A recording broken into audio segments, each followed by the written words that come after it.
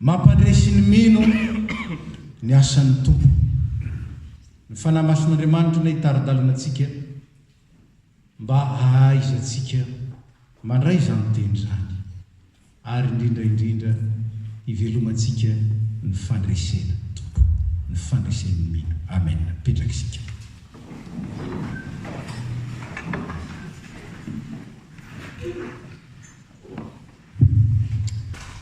Ry havana, ny teny fampanantenana nomen'ny tompo taorina ny fitsanganany tamin'ny maty dia namelona tao amin'ny mpianatra ny faharisiana hitory sy hijoro ho vavolombelona. Nefa koa dia tsarony tsara ny tenin'ny tompo izay nilaza nampitandrina azy ireo fa tsy ho moramora akory ny fiainany sy ny vijorony ho vavolombelona eo anivon'ny tontolo misy azy, eo anivon'izao tontolo izao. Ho alan'ny olona ianareo no miampo izy. Ary moa tsy nambarany araka ny filazantsarany marika fa raha misy mahafoy na ray na reny na zanaka na fananana noho ny aminy dia andray avo zato eny, avo folo eny, kanefa koa andray fanenjehana. Ary ny sitrapon'Andriamanitra zay noenontsika teo, zay nampitany ny Petera indrindra zany fampianarana ny raisiny tamin'ny tompo zany, dia mampahatsiaro antsika fa ny filazantsara izay fahazavana nampitaina teo amin'izao tontolo izao, izay anjakan'ny aizina dia hala amin'izao tontolo izao izay tia ny aizina. Raha izany ary inona no fampahereza ilaintsika ary nomen'ny tompony mino ahafahantsika mijoro ho vavolombelona, azontsika mitory miazona ny maha kristianina ary tsy menatra ny filazantsara. Ino ny teny fampanantenan'ny tompo? Voalohany, efa nomenao ny tompo ny fahefana rehetra any an-danitra sy ety an-tany, ary indro zao momba anareo mandrakariva ambara-pahatonga ny fahataperan'izao tontolo izao. Lay Kristy zay nakarina ao tanana kavanany ray dia nilaza fa momba, ary ny teny hoe momba dia tsy resaka fotsiny hoe fombana, atsika rehefa misy miady ianao kosa mba momba azy,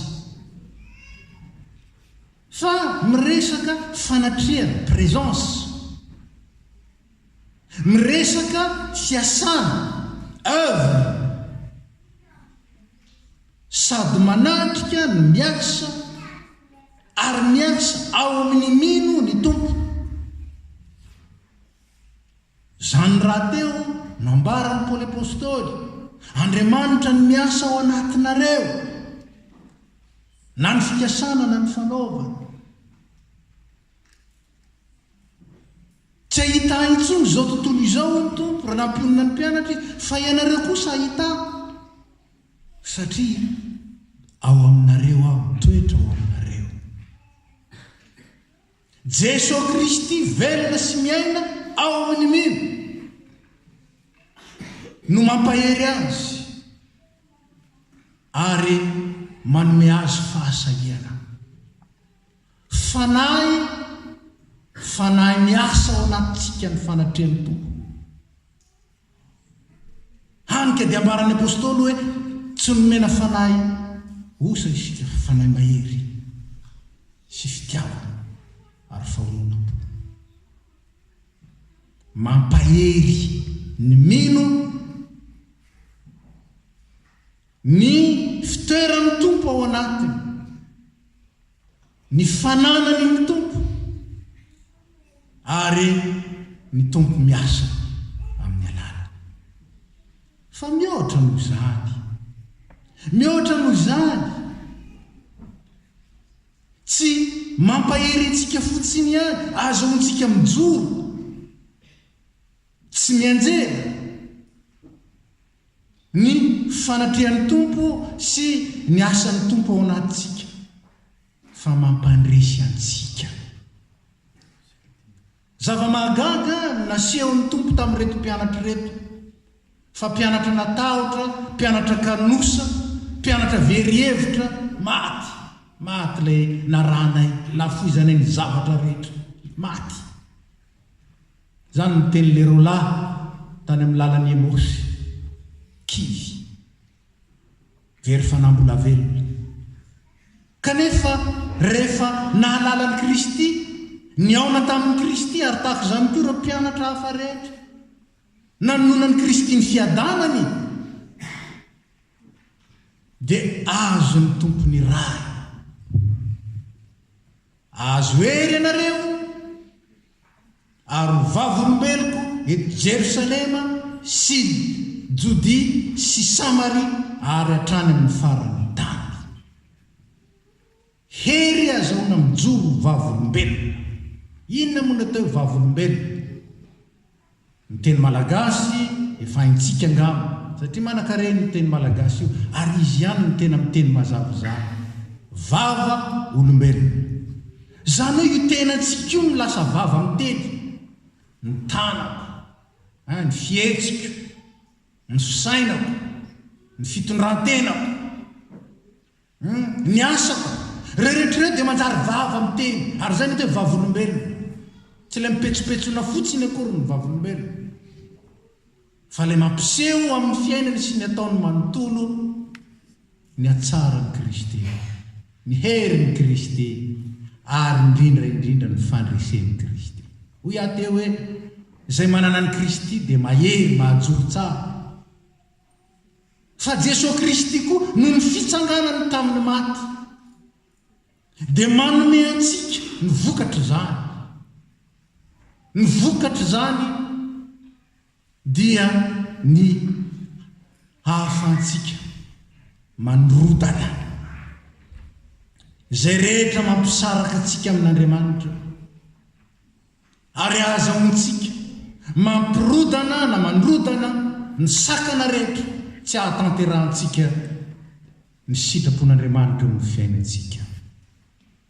Hoy Paoly apôstôly, rehefa miresaka indrindra ny amin'ny Kristy, velona ao anatintsika izy, manoatra noho ny mpandresy isika ao amin'ilay tiantsika. Fandresena. Fa fandresena inona moa io? Voalohany fandresena ao amin'ny tenantsika. Raha misy olona amin'ny Kristy dia olom-baovao izy. Olona nandresy ilay tonta miasiba, ilay tonta ny fahalovana, ilay tonta nandova ota, nandova fahaverezana sy fahafatesana, resy. Ary zany nanambaran'ny Paoly azy ao amin'ny Romanina 9 sy any amin'ny Korintianina 1:5. Aiza ny herinao? Aiza ny fanondronanao ry fahafatesana? Efa resy. Ka ny kristianina izay manaiky hanohy ny asan'ny Kristy, irahany eo amin'izao tontolo izao, hitondra ny filazantsara, hitondra ny fahazavana, ary ampiseho indrindra an'i Kristy amin'ny asany, amin'ny toetrany, amin'ny fitondrantenany, amin'ny fisainany, ary amin'ny fitiavany izay manaiky ho amin'izany. Kristy miasa ho aminy dia mampandresy azy. Tahaka ny nandresen'ny Kristy no andresen'ny izay rehetra iasan'ny Kristy. Ary ahoana no azahoan'ny Kristy miasa ao anatintsika? Dia amin'ny alalan'ny teniny. malila nanaraka tsara ny fampianarana isika ndresahana momba ny Korina ny Efesianina toko 4 ny andininy voalohany ka hatramin'ny 4:10 zay azo lazaina hoe inona moa ty izy constitution lalam-panorenan'ny fiangonana io Efesianina toko 4 andininy voalohany ka hatramin'ny 4:10 dia voalaza tsara tao fa ny tenin'Andriamanitra no mahatonga ny kristianina afaka hanao ny asan'ny Kristy, hanompo eo amin'ny fiangonana ka mitombo ho amin'ny fananana firaisana amin'i Jesosy. Zany no lazany azy mandra-pahatonga antsika rehetra ho amin'ny firaisana ka ahatonga antsika hitovy refy amin'ny Kristy, ho lehilahy lehibe mahatratry ny ohatry ny fahafenoan'ny Kristy. Zany ny formule lazany azy fa razavaina izy dia zay mahatratra ny refin'ny Kristy. Ahoana no ahafahantsika tonga amin'izany? Ny ahafahantsika tonga amin'izany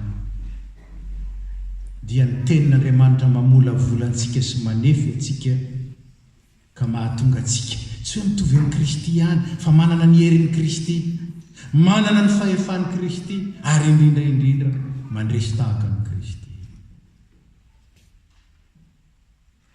Ny asan'ny tompo. Ary izany no ambaran'ny Efesianina eo amin'ny toko 4, asany isika. Tefen'ny teniny isika. Ary rehefa tefen'ny teniny isika hitovy endrika aminy, dia irahany kosa anao ny asany ka dia mijoro vavolombelona sy manompo. Inona moa no hevitra izany? Manontany mandrakariva hoe inona moa ny tianao ataoko Jesosy? Inona indray ny asa tianao atao amin'ny alalako? Zany ny fanontaniana lehibe. Inona ny asa tianao atao amin'ny alalako? Ity tenako ity efa nataoko natolotro anao. Zany ny hevitry ny Romanina toko 12, atolory ny tenanareo. Rehefa natolotra ho an'ny tompo ny tena, disponible ho an'ny tompo, dia ampiasain'ny tompo. Inona ny tianao atao amin'ny alalan'ity tenako ity? Ary araka izany mampandresy antsika amin'ny égocentrisme ny asan'Andriamanitra ao amintsika, ny asan'ny tenin'Andriamanitra. Tsy mahatonga antsika fotsiny manjary ny eritrerittsika ny baikontsika, ny fitiavan-tenantsika ny manosika antsika. Efa nambarako ihany nefa betsaka ankeny mino hoe fitiavan-tena ny manosika azy mivavaka e, matahotra ho any amin'ny hafobe. Zay ihany ny motive azy, mba tsy ho any amin'ny hafobe fa mba ho ary zaho. Ary ny hafa tsy problemako zany, fa tsy fanahin'i Kristy zany, zay nahafony tenany, nahafony maizy azy, tsy niady-varotra ny amin'izay tombony ho azy, fa nahafony ny zavatra rehetra noho ny fieritreretana antsika. Manahoana isika rehefa manana ny fanahin'i Kristy, moa ve mbola mieritreritra ny antsika? Moa ve mbola motivation personnelle no manosika antsika hivavaka, olom-piangonana na hiditra ho tompon'andraikitra? Sa kosa ny dinamika ny fanjakan'Andriamanitra mihitsy mampandresy antsika ny amin'ny toe-po sy ny toe-panahy sy ny fisainana rehetra zay manakana ny Kristy tsy asa ao amintsika. Ny tenin'Andriamanitra mampandresy asany isika. Voaforona olom-baovao indray nateraka vaovao tao amin'ny Kristy. Zany hoe asany isika nateraka indray tao amin'ny Kristy mba hanao asa tsara. Ary inona moa zany asa tsara zany? Ny asa Kristy, ny asa ao amin'ny tsirairay, manova ny olona taloha olom-baovao. Olom-baovao ka le olom-baovao tsy mitentsony hoe za, fa le olom-baovao nandevona n'izao ary mamboly kosa sy mampitombo ao anatiny any Kristy. Tsy zaho tsony ny velona hoy Paoly. Zany hoe maty ny izaho, tsy zaho tsony ny velona, maty ny izaho, fa Kristy ny velona ato anatiko. Araka zany ny fandresen'ny mino, tsy fandresen'ny mino seul, fa fandresen'ny Kristy zay iombonany amin'ny mino. Tsy ao Kristy, tsisy fandresena ho an'ny mino. Ao Kristy, ny fandresen'ny Kristy, fandresen'ny mino. Mandresy ilay fahavalo anaty ny izaho. Fa io zaho io nameloko antsika teo anatrehan'Andriamanitra. Satria ny fisainan'ny nofo, ny fisainan'ny izaho, dia tsy misy afa-tsy ny zavatra mandalo, tsy misy afa-tsy zao tontolo izao, ary tsy misy afa-tsy atao hoe an'ny olombelona. Zany natonga ny tompony ampanga any Petera, any voaka ianao Satana, satria tsy mihevitra zay ho an'Andriamanitra ianao, fa izay ho an'ny olona, ho an'ny izaho. Mampandresy ny izaho ny asan'Andriamanitra manamboatra antsika, mamolavola antsika, atonga antsika hitovy amin'ny Kristy. Hitovy fisainana, hitovy fijery, hitovy asa, hitovy hihetsika, ary hitovy aina. Fa tsy mampandresy fotsiny ilay fahavalo anaty, fa mampandresy koa ny fahavalo ivelany. Dia na iza te hanohitra ny filazantsara. Ny tantara amin'ny asan'ny apôstôly dia mampiseho indrindra ny amin'izany. Fa raha vao nanomboka niparitaka ny kristianisma, dia nenjehina tokoa ny mpianatra. Ary tsy vitsy tamin'ireo ny maty aza tahaka ny Stefana, nandeha nitory tao amin'ny sinagoga, zay ambaran'ny asan'ny apôstôly. Toko fa enina zany maty rehefa nitory tao amin'ny sinagoga. Kanefa koa ty andaniny zany nampinin'Andriamanitra ny asa ny apôstôly, izay nandeha nitory tahaka ny Petera, tahaka ny Paoly. Ary voatantara eto, rehefa nitory dia tsy vitsy ireo nankalaza ny tenin'Andriamanitra. Na izany aza tsy miala ny danger. Ny andininy fa 50 ka hatramin'ny fa 150 maneo zany. Fa ny jiosy dia nandrakitra ny vehivavy manan-kaja, dia nanjary fanenjenan'ny Paoly sy Barnabasy, dia voaroky ireo. Misy fanoherana, misy fanenjehana, ary zany dia fanlazain'ny Tompo ho alan'ny olona nareo noho ny anitra. Tonga teo amin'izao tontolo izao ny mazava fa aleon'ny olona ny maizina, satria ratsy ny asa. Tonga tany amin'ny azy izy fa ny azy tsy nandray azy. Zany no fanampy defi izay miandry ny kristiana. Ny fanontaniana dia izao, andrositsika sa hemotra? Hijanony sika sa kosa hiroso ihany? Tsy maintsy misy ny fanenjena, tsy maintsy misy ny fanaratsiana, tsy maintsy misy ny fanoherana. Kanefa kosa zay miaraka amin'ny Kristy, zay matoky ny tenin'Andriamanitra, ary tsy mandeha irery amin'ny hafanampy fotsiny, fa manana ny Kristy miasa ho aminy, manohitra noho ny mpandresy. Ary moa tsy zany no lazaina, izay mino ahy ny asa tokony ataony koa, ary hanao asa lehibe noho izany azy izy. Hanao asa lehibe noho ny vitan'ny Kristy. 3 taona sy tapany ny tompony ny asa teto, fa ny tompo manome anao 40 taona ny maro, ary indrindraindrindra mampanantena fa mihoatra noho izay vitany teto ny vita, raha toka miasa ao anatintsika marina tokoa izy. Asa isika, fa izy ny miasa ao anatsika na ny fikasana na ny fanaovana. Jesosy eny tetitsony fa izy Jesosy any an-danitra. Kanefa Jesosy dia eto amintsika. Jesosy dia miara-dalana amintsika mandrakariva. Jesosy ao an-tokantranonao ao. Jesosy any an-tanantsika rehefa mandeha miango ho an'izay mitondra baiboly zany. Satria amin'ny alalan'ny teniny izy no manatrika. Amin'ny alalan'ny teniny izy no miasa ao amintsika. Amin'ny alalan'ny teniny izy no manome antsika ny fandresena. Ny asan'ny tompo, ny asan'ny tenin'ny tompo mampandresy antsika ilay zava manohitra an'Andriamanitra, ary mampandresy antsika koa ny fahavalo sy ny sakana rehetra manohitra ny filazantsara. Zany ny fandresena lehibe omen'ny tompo amin'ny alalan'ny teniny. Tsy voaela akory zay ny Paska. Ary miandrandra ny Pentekosta isika, ny fotoana izay nandrotsahana ny fanahy masina, ary andro vitsivitsy monja ho avy dia ankalazaina ny akaran'i Kristy tany an-danitra.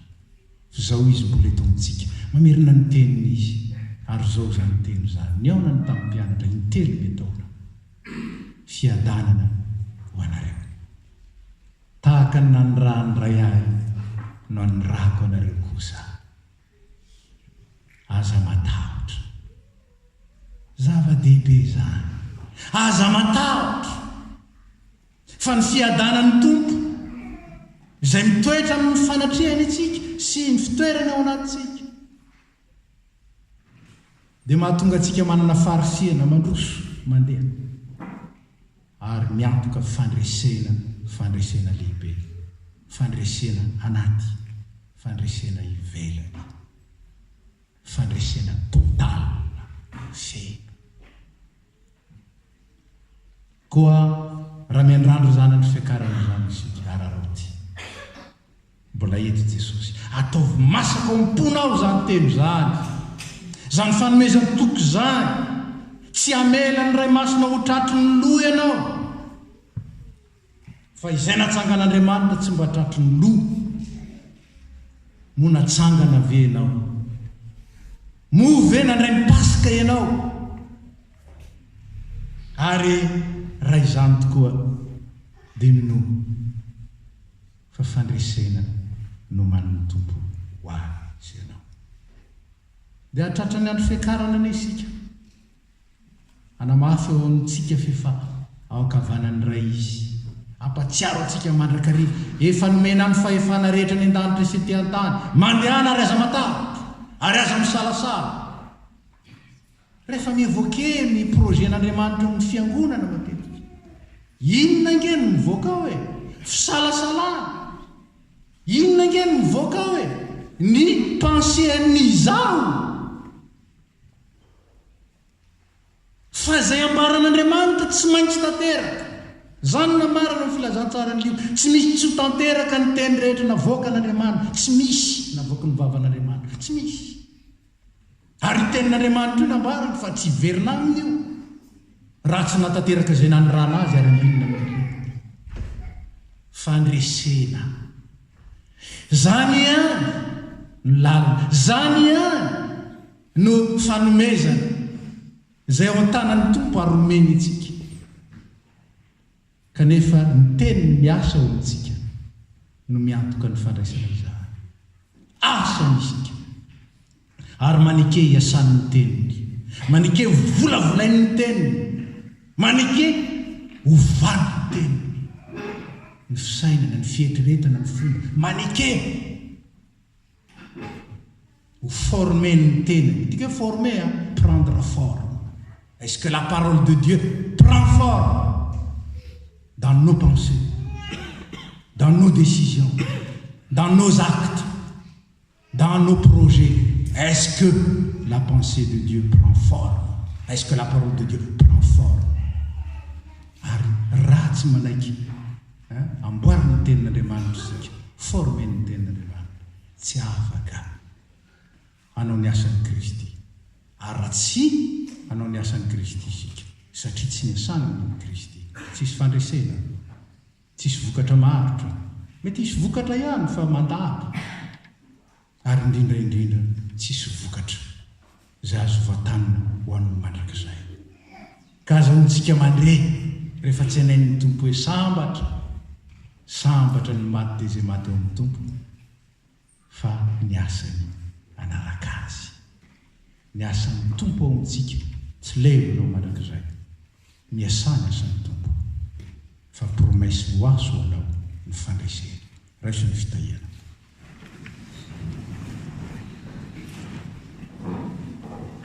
ny fanahy mason'Andriamanitra anazava sy taridalana ry ampahery anareo azonareo miorina tsara amin'ny teny velona ary azaonareo mandray fampianarana tsara sy fitaizana mahomby ahatonga anareo vavolombelona maro ny Kristy ka ahatonga anareo andovan'ny fandreseky matoky ilay ny antso anareo sady ny antso anareo amin'izany izy ane ampahery sy ahatanteraka ho an'izay rehetra mino azy amen petraky sika